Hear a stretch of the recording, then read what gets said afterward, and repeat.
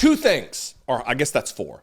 Two things are happening right now in this particular election. One, we are really showing the width and breadth and depth of our bench, of the level of professionalism and intellectualism of our candidates, the effectiveness of our candidates. I've got two clips from two debates from Democrats over the course of the last couple of days. One is Adam Schiff, one is Elissa Slotkin in Michigan. Adam Schiff, of course, from California. And the two things that are happening is we're really showing the talent we have, but we're also showing the issues that Republicans are finding it impossible to run away from. Two critically important issues in this election. One is the insurrection, which Adam Schiff is going to address, meaning the end of democracy, the potential end of democracy in America if Donald Trump and the fascist Republican Party get back in. They're already attempting to suppress the vote in this particular election. In Georgia and Louisiana, there are efforts all over the country. That's one. The other one is abortion, which Republicans are all over the country changing their views on. J.D. Vance himself had a whole issues page on his previous campaign page that just disappeared. All over the country, these radicals on abortion, on women's reproductive rights, they're changing. It used to be no exceptions, no abortions for rape or incest or anything to save the life of the mother. We're sorry, we can't. No abortion. We want this to be fucking Handmaid's Tale. Ultimately, that's it. And now, oh no, we need exceptions. We want to protect. We want to build American families. And they don't. They're liars. And they're being outed time after time after time by expert after expert after expert. In this case, experts at running for office and communicating complex ideas to a broader electorate. We're going to start with Adam Schiff talking about the insurrection with his opponent, Garvey. Mr. Garvey likes that particular attack because that's what Trump likes to say. It's his way of telling MAGA viewers out there, hey, I'm one of you. That's not what Californians are looking for, Mr. Garvey. Mr. Garvey, I stood up to a corrupt president, and yes, I investigated him, I impeached him, I led the trial in the Senate, and when he incited a violent attack on the Capitol, and I was there that day, Mr. Garvey, I was there on January 6th as those insurrectionists were breaking down the doors and windows. The fact that you think that's perfectly okay, that you still want to support the guy who incited that violent attack, that tells me that you would never take your oath of office seriously, as I do. I'll give you 30 seconds, Mr. Garvey, and then we're going to move on. 30 seconds, sir. I've left him speechless. I've left him speechless. Now, obviously, that was an artfully clipped. They cut it right there to make it as impactful as possible. But the point remains.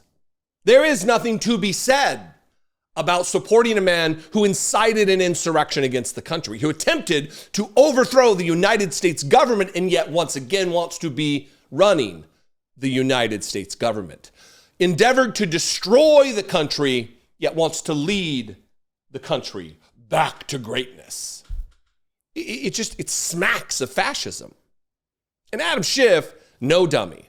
Adam Schiff, a brilliant communicator of complexities to a broad audience. That moment is going to resonate. Now, listen, it doesn't really need to resonate. It's Adam Schiff against this goof. Almost said something different. Adam Schiff doesn't need a real helping hand here in California. He's going to win pretty handily. Probably by 15 points or so. Michigan, on the other hand, is a different story. We've got a guy here in Mike Rogers who doesn't even live in the state, voted from an address. Rachel Maddow pointed this out the other night. He's saying he's living in a place that's just a concrete slab. They tore down the house. It's not habitable. He's another Tommy Tuberville, who represents Alabama while living in Florida, doesn't have an address in Alabama, and they just let it slide. My guess is they're not going to let it slide in Michigan. We will see. But Abortion rears its ugly head here. The issue of suppressing women's constitutional rights continues. And this is where we pick up with Elissa Slotkin, running for Senate in Michigan, taking her opponent to task. So I was here in Michigan and I voted yes on Proposition 3. You were in Florida. You voted in Florida. You weren't here. For some people, this issue is a talking point. He's put his finger in the wind and he says, now I can't win if I don't, look good on this issue. And so he's changed 30 years of being unilaterally pro-life, of never breaking once with his party on this issue, right? So it's not a talking point to women. It is our lives. It's whether we bleed to death in a parking lot. It's who and when gets to decide how we have a family. Do not trust him. She's touching on multiple things here.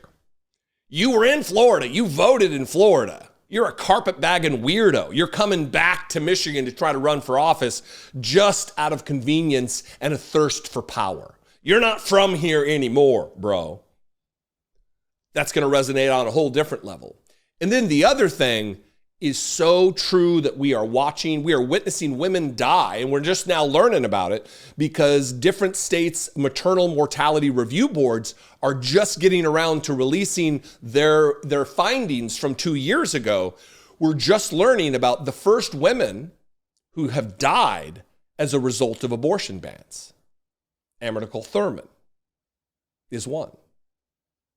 In fact, I will link below to 2 different videos from Brittany Page that she went through and outlined exactly what's taking place in a brilliance that is not really, you're not seeing a lot of on YouTube lately, even from me, unfortunately. I'll link those below. Go check those out. This is important.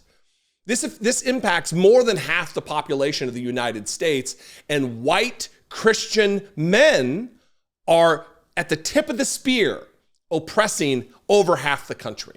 This is why we need people like Elissa Slotkin in office. We need women in office. We need diverse voices in office who have a different lived experience than straight white dudes.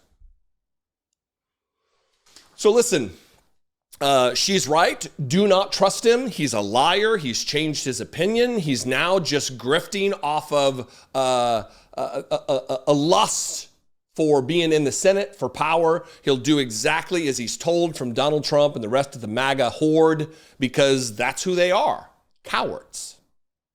What do you think? I would love to know. You can comment below. We can have a conversation there. You can also call, leave me a voicemail, 714-576-4054. And of course, you can email me to tell me how much you disagree at daily@dollemore.com. If you want to help me make these videos, you want to be a producer of the show, you can click the join button below. For $2 a month, you can help me make these videos. $2 doesn't seem like a lot, but if I'm able to marshal the size of almost 800,000 people, and if 1% or 2% were to give $2 a month, we really could we could hire staff. This could be a different show, a far bigger, wide-ranging, far-reaching show.